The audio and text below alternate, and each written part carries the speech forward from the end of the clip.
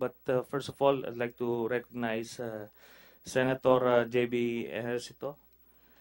And Mr. Chairman, I think after one or two questions of Congressman Acedillo, we will be hearing first Senator Bamakino so that we'll have a more equitable distribution of questions.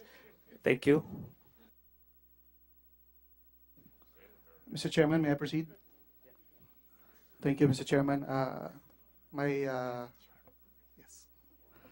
Before I wrap up, Mr. Chairman, may I just clarify further the request of Chairman Biason as to the submission from the OCD of the IRR. Sir, for the information of this committee as well as for the other LGUs who will be responding to disasters, hopefully not in the same magnitude as Yolanda, pag-submit po ng ating IRR, pwede pong pakisamahan natin. I don't know what to call it, but maybe, for lack of a term, may we call it a commentary using the recent disasters of 2013 in a simulation ho. Ganito, this is what the law says, this is what the IRR says, and this is what should happen on the ground in terms of the coordinative and supervisory relationship between the National Council and the regional, provincial, and municipal city disaster units. Para po malinaw, nakasabi naman ho doon sa ating IRR which was highlighted po kanina by Chairman Trillanes.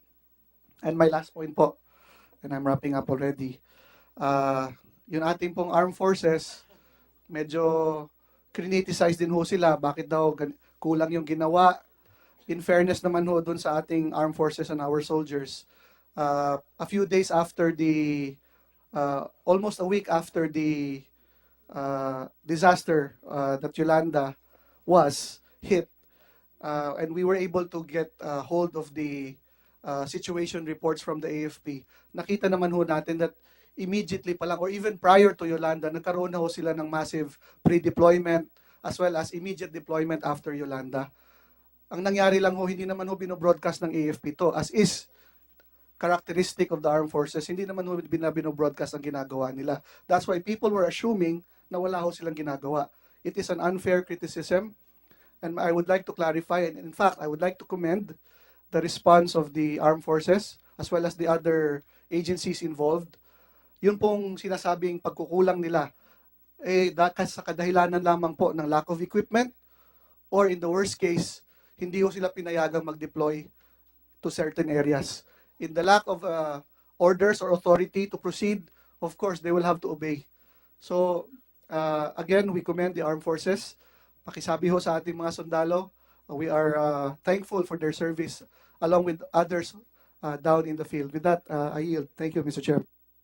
Thank you, Congressman Acedillo. Now, let's hear from Senator Aquino.